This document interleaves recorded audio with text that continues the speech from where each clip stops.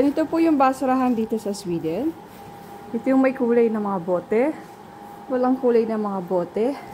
Para sa mga porcelain. Mga tinapong mga gamit-gamit. Dito, misa kumuha ako ng mga flower vase. Pero ngayon walang flower vase. Basag-basag. Ito yung para sa pagkain. Nerduslänga matavfall. Och där är plastik. Och här är feedning, magazines. Here is a metal. Gaya ng lata ng mga sardinas. Tapos ito yung mga paper. All the paper is here. Okay. So, and ito yung ventilation para hindi mabantot.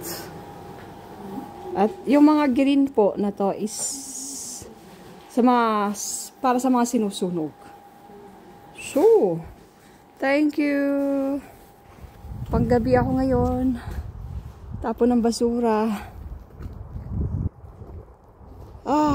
Ganda ng panahon. Umuulan. Umuulan po ngayon. Umiiyak ang kalangitan. Ursäkta, du kan stänga kväll, eller hur?